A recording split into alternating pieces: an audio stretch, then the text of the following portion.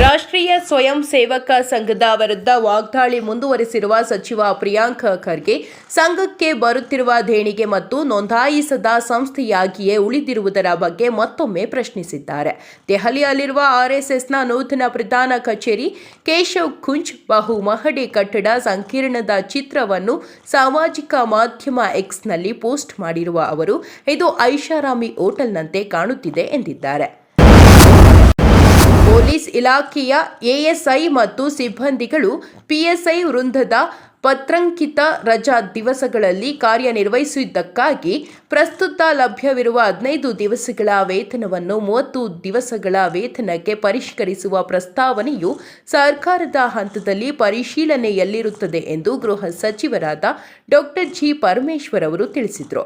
Police ಇಲಾಖೆಯ ಸಿಬ್ಬಂದಿಗಳಿಗೆ ಲಭ್ಯವಿರುವ ಪತ್ರಂಕಿತ ರಜಾ ವೇತನದ ಸೌಲಭ್ಯವೂ ಸೇರಿದಂತೆ ಸರ್ಕಾರಿ ನೌಕರರ ವಿಶೇಷ ಭತ್ಯೆಯ ಪರಿಷ್ಕರಣೆಯು ಸರ್ಕಾರದ ನೀತಿ ನಿರ್ಣಯಕ್ಕೆ ಸಂಬಂಧಿಸಿರುತ್ತದೆ ಎಂದು ಗೃಹ ಸಚಿವರು ತಿಳಿಸಿದರು.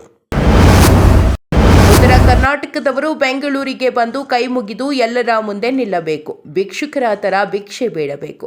100 ಸಲ ಭಿಕ್ಷೆ ಬೇಡಿದ್ರೆ 10 ಪೈಸೆ 20 ಪೈಸೆ ಹಾಕ್ತಾರೆ. ಇಂತಹ ತಾರತಮ್ಯ ಅನುಭವಿಸಿಯೇ ನಾನು ಪ್ರತ್ಯೇಕ ರಾಜ್ಯ ಮಾಡುವುದಕ್ಕೆ ಪತ್ರ ಬರೆದಿದ್ದೇನೆ.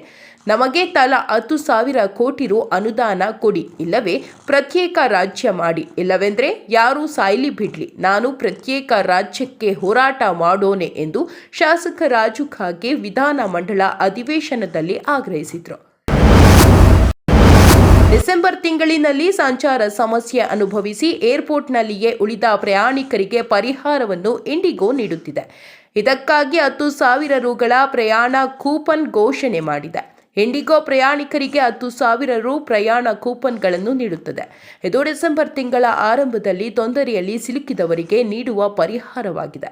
ಭಾರೀ ಕಾರ್ಯಾಚರಣೆಯ ವ್ಯತ್ಯಯದಿಂದ ಸಂಕಷ್ಟಕ್ಕೆ ಸಿಲುಕಿದ ಪ್ರಯಾಣಿಕರಿಗೆ ಇದನ್ನು ಘೋಷಣೆ ಮಾಡಲಾಗಿದೆ.